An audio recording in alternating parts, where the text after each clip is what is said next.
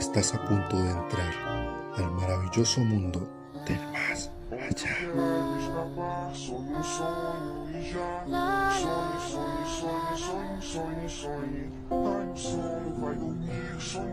Yo vivía en Bogotá cuando sucedió mi historia. Me crié en este lugar hasta los 14 años, cuando me fui con mi familia para un pueblo no muy lejos de esta ciudad. Extraño a la gente con la que crecí, pero sin duda extraño aquella casa donde vivía, al menos aún más después de lo que nos sucedió hace un año. Ese año era especial. La bisabuela María había fallecido en el mes de mayo. La familia todavía estaba algo sensible y les debo decir que mi bisabuela falleció en el mes de su cumpleaños, por lo que iba a ser un cumpleaños diferente en casa. Mi familia siempre fue muy fiestera y muy ruidosa, pero esta vez era muy diferente y triste. La familia hablaba con susurros, como si siguiéramos velando a la bisabuela 7 meses después. Al morir la bisabuela, su única hija se quedó con su casa. Y la verdad nunca supe por qué, pero sus otros 2 hijos no les tocó absolutamente nada. Supuestamente porque ya habían heredado en vida. La única hija era mi abuela Lucía, quien extrañaba mucho a su madre, ya que habían vivido mucho con ella, prácticamente toda su vida. Fue por eso que mi madre tomó la decisión de vivir con ella a esa casa un par de meses, al menos en lo que mi abuela pasaba aquel duelo. Las casas de ese lugar son todas iguales, con largos corredores y techos de tejas. Por dentro hay una sala que conecta con la cocina y en muy pocas existe el comedor apartado. Generalmente todas están juntas, con poca división entre sí. En aquella casa corría que en una de las habitaciones, que justamente fue donde dormía con mis hermanos y quedaba directamente con la sala, era la habitación con menos privacidad de todas. Si por alguna razón se abría la puerta, todos veían al interior y no había ni una sola pared que lo evitara. Para llegar al único baño había que caminar por un pasillo en el que una pequeña ventana dejaba entrar la luz de la calle. Recuerdo como si fuera ayer todo lo que vi en esa casa. Los muebles de madera cubiertos con tejidos de lana que hacían todas mis abuelas. Una mesa de centro, también de madera, con muchas figuras de porcelana bien acomodadas. Y pobre de aquel que las moviera del sitio. También había un enorme librero que tenía de todo, menos libros. Había una pequeña televisión de las viejas, aún en blanco y negro. Una radio de esas que sacaban la antena para escuchar tu estación favorita. Y el refrigerador. Sí, el refrigerador se encontraba en la sala. El refrigerador, al contrario de otras familias, en casa de mi abuela, no había comida, más bien había santos, mínimo 5 santos diferentes, todos con flores de plástico adornándolos. Era como una especie de altar ese viejo refrigerador. Las primeras noches fueron extrañas para nosotros. No estábamos acostumbrados a la casa y por alguna razón sentíamos que ella tampoco a nosotros. Mi madre nunca escuchó que esa casa presentara fallas mientras la bisabuela estaba viva. Pero una vez ella falleció y nos fuimos a vivir a esa casa, todo cambió. Es como si la casa estuviera enferma. Fugas de agua, pedazos de cemento que se desprendían de las paredes, tejas que caían del techo, los electrónicos se dañaban y las camas se apolillaban. Las luces se prendían solas, las puertas se abrían y la ropa desaparecía. Todo comenzaba a salir mal. Nosotros tratábamos de arreglar todo, y era lo menos que podíamos hacer por la bisabuela, pero parecía que nada funcionaba.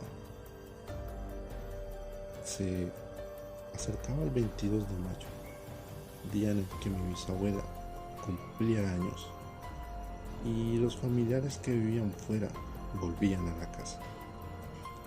Algunos de ellos tenían sin venir muchos años, y algunos ni siquiera pudieron llegar al entierro de la bisabuela. Íbamos a reunirnos todos a tratar de celebrar en honor a la bisabuela, como ella hubiera querido. Mi tío Hugo vivía en el norte y era la primera vez que venía con su familia. Yo no conocía a mis primos más que por fotos. Cuando llegaron nos caímos bien y esa misma noche quisieron quedarse a dormir con nosotros en la casa de la abuela. 5 niños en un solo cuarto. Nada podría salir mal. O eso pensábamos, pero vaya que estábamos equivocados. Durante la madrugada, mi prima María José se despertó y comenzó a llorar. Decía que la foto de la sala se había salido y le había hablado, que le había dicho que todos nos íbamos a quemar.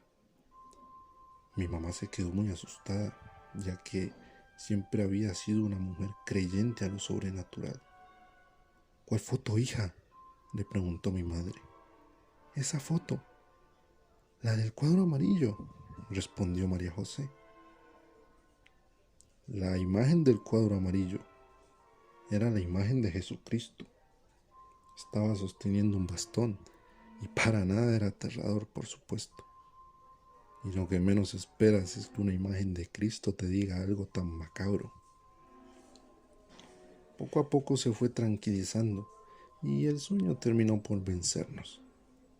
Al día siguiente, el asunto parecía olvidado por María José, que aunque por alguna razón no quería entrar a la casa. La abuela Lucía decía que eran cosas de niños, que seguramente tuvo una pesadilla, y le recriminaba al tío Hugo por no educar a sus hijos cerca de Dios, ya que la niña le había tenido miedo de ver la imagen. Ya saben, creencias de gente de antes. 2 días antes del cumpleaños, mientras cenábamos, vimos a un hombre asomarse por una de las ventanas del corredor. El hombre no dijo nada y por la oscuridad no logramos ver bien su rostro. Mi padre se levantó para abrir la puerta, para ver quién era, pero cuando salió, el hombre ya no estaba. Mi abuela se levantó de inmediato y se fue a su cuarto, y mi madre fue detrás de ella, pero no pudo entrar, ya que la abuela le había puesto seguro. ¿Qué tiene la abuela?, le dio miedo ese hombre. No, seguro se siente mal. Ahorita viene. ¿Quién era el hombre? Ni idea. Cuando salí ya no se encontraba. Seguro era algún borracho que se había equivocado de casa. No se preocupen. Esa noche, mi hermano mayor no pudo dormir y decía que cada vez que lo intentaba, escuchaba pasos en la casa. Era como si alguien con botines de madera se pusiera a caminar por todo el lugar. Yo lo vi levantarse un par de veces, pero no le quise preguntar por qué se paraba. Fue él mismo que me despertó para que lo acompañara al baño. Tenía tanto miedo que no quería ir solo. Mi hermano estaba en el baño y yo lo esperaba afuera con solamente la luz que entraba del fondo. Ahí se reflejaba la sombra de los barrotes y de repente la sombra de alguien me tomó por sorpresa. Cerré y abrí los ojos y en cuestión de segundos la sombra no se encontraba allí. Mi hermano salió del baño y le dije lo que había visto. Nos fuimos de la mano a la habitación y cuando llegamos vimos a nuestro hermano menor llorando en la cama. «¡Es la bisabuela María!», repetía sin parar. Prendimos las luces y despertamos a mi madre. Le contó a mi mamá que mientras dormía alguien lo había despertado. Según él, era la bisabuela y le decía que si no nos íbamos de la casa, todos nos íbamos a quemar. Eran las mismas palabras que María José había escuchado de la imagen de la sala. La abuela seguía diciendo que eran cosas de niños, que la culpa era de sus papás por no llevarlos a la iglesia. Pero nosotros empezábamos a dudar de todo lo que estaba pasando. La noche del 21 de mayo nos reunimos todos en esa casa y eran unas 20 personas las que íbamos a cenar allí. Desde muy temprano pusieron a las mujeres a ayudar a preparar todo. Mientras tanto, los hombres se van a un juego de fútbol y regresaban a estar tomando en la calle con los vecinos. Esto no es una queja, y más bien era una tradición, pero sin duda era más cansado para nosotros que para ellos, ya que por lo general los primeros en irnos a dormir éramos las mujeres de las familias. Pero esa noche era un poco diferente. La abuela parecía tener mucha energía, como cada año cuando estaba la bisabuela. Cenamos antes de las 12, hora en la que iniciaba su cumpleaños. Este año había un altar a la bisabuela, adornando con muchas veladoras. Fue cerca de la 1 de la mañana cuando las cosas comenzaron a tornarse extrañas. Lo primero fue que un extraño ventarrón entró de la nada y apagó todas las veladoras del altar de la bisabuela. También la de los santos del refrigerador de la sala. Fue tan fuerte que tiró algunos cuadros de la sala y cuando levantamos el cuadro de Jesucristo vimos que estaba quebrado y decidieron no volver a colgarlo. Mi padre lo puso detrás de los muebles para que nadie fuera a cortarse. Cerramos las ventanas y la plática siguió hasta que escuchamos un fuerte ruido en el pasillo que va al baño. Mi madre se levantó a ver y no había nadie. Tampoco había nada tirado. «No es nada, regresa a la mesa», dijo mi abuela muy tranquila. A los pocos minutos comenzamos a escuchar cómo temblaban las tejas. Era como si alguien caminara sobre ellas y éstas se quebraran. Todos comenzamos a sentir un poco de miedo, ya que eso no era normal. La única que parecía no inmutarse seguía siendo la abuela Lucía, que nos decía: «Así son las casas viejas, no se preocupen. Yo solo voy a estar un rato y me voy. Con los niños ya tienen un poco de sueño», dijo mi tío Hugo. «Si tienen sueño, ve a dejarlos y regresa. Hoy nadie de la familia se va hasta que amanezca. Así le gustaba a mi madre», respondió enérgica la abuela Lucía. «Con familia te refieres a tus hijos, nada más. Así es, los 4 se quedan conmigo hasta el amanecer. Los niños se pueden ir a dormir, pero los demás se quedan conmigo». El ambiente se tornó tenso, ya que nunca habíamos visto a la abuela tan determinada en algo. Siempre había sido bien con todos. Pero esa noche estaba empeñada en que nadie se fuera de allí. Mi madre no se fue. No se fue a acostar hasta casi las 3 de la mañana. Los demás familiares del lugar se iba cada uno a su casa y al final quedaron mi abuela, mi madre y sus 3 hermanos. Incluso mi papá se fue a la casa de su familia para no estar allí. Hasta la fecha, no recuerdo a la perfección cómo fue todo, pero sí recuerdo cómo fue el ruido de un cristal el que me despertó. Abrí los ojos y la puerta de la habitación estaba abierta. La sala estaba oscura y ni siquiera estaban encendidas las velas del altar. Pensé que se habían ido a dormir todos, cuando de la nada vi pasar a una mujer caminando de la sala a la cocina. Era una mujer anciana, pero muy alta para ser mi abuela o la bisabuela. Por el miedo no podía moverme y poco a poco recuperé la movilidad y desperté a mi hermano mayor. Le dije lo que había visto y me dijo que me durmiera, pero en ese momento escuchamos de nuevo el cristal que se estaba rompiendo y mi hermano menor se despertó y comenzamos a que rezaban en voz baja.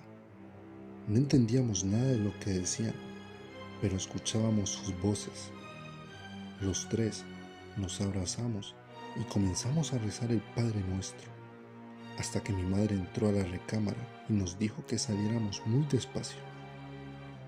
No se suelten de las manos y caminen muy despacio hacia la puerta. Hagan lo que hagan, no volteen a la cocina.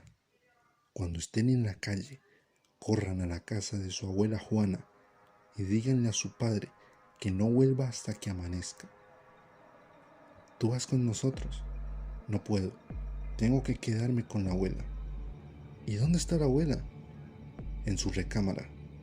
Hagan lo que diga y váyanse a la casa de su abuela Juana.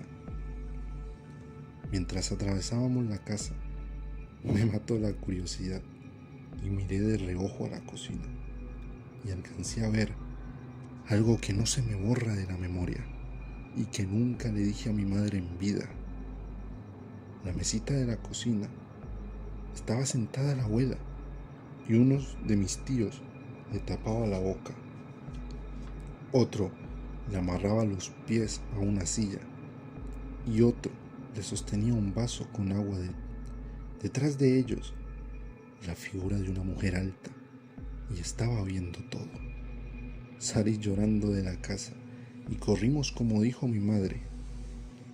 Cuando llegamos, le dijimos a mi padre lo que nos había dicho mi madre y él se preocupó. Nos dejó en casa de la abuela y se fue de inmediato para la casa con un machete en la mano. No vimos a nuestros padres hasta el día siguiente, que fueron por nosotros.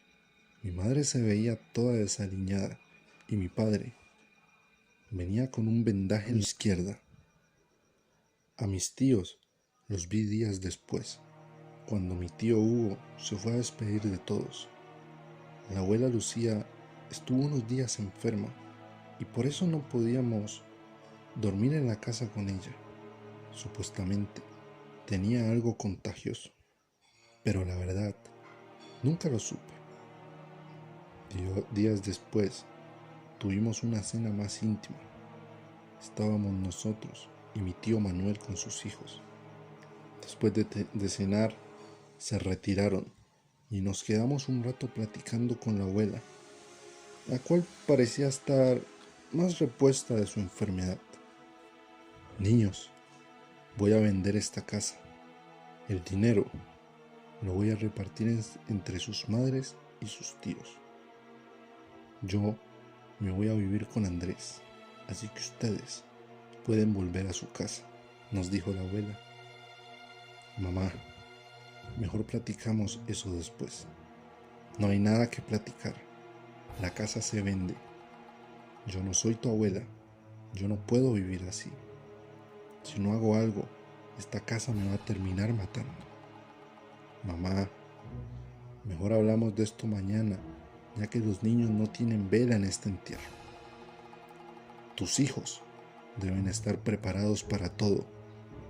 Si los sigues protegiendo así, después no van a poder resolver nada. Si yo los hubiera protegido así a ustedes, no me hubieran podido ayudar. La plática se interrumpió con la llegada de una prima de mi madre. No volvimos a tocar ese tema hasta que yo cumplí 35 años. Resulta que a mi padre le ofrecieron un buen trabajo en otra ciudad. Nos fuimos todos para allá.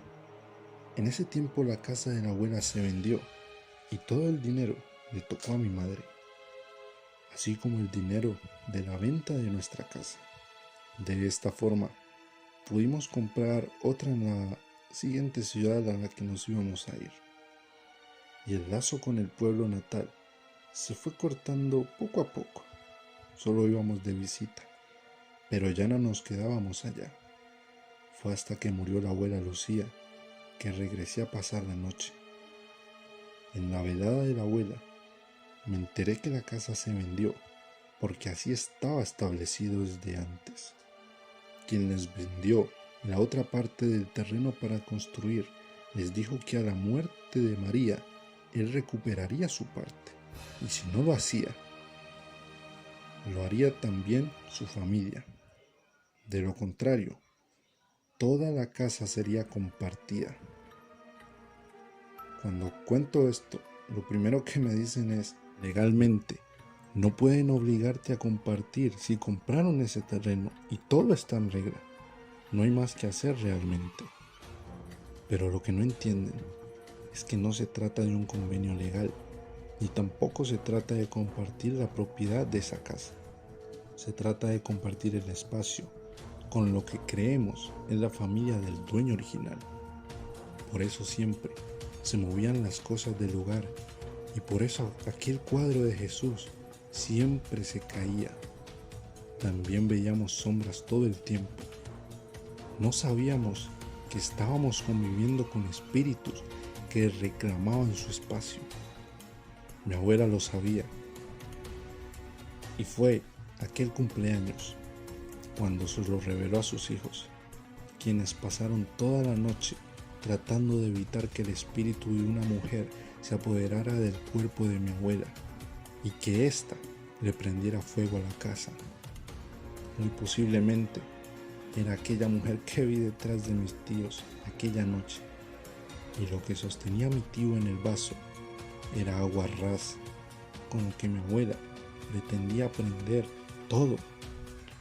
La herida que tenía mi padre en la mano fue provocada por un perro que salió de la nada y entró en la casa a atacarlos. Fue tanto el desgaste que el cuerpo de la abuela terminó morido a golpes. Era por eso que no querían que la viéramos un par de días. Nunca voy a olvidar la última noche que pasé allí.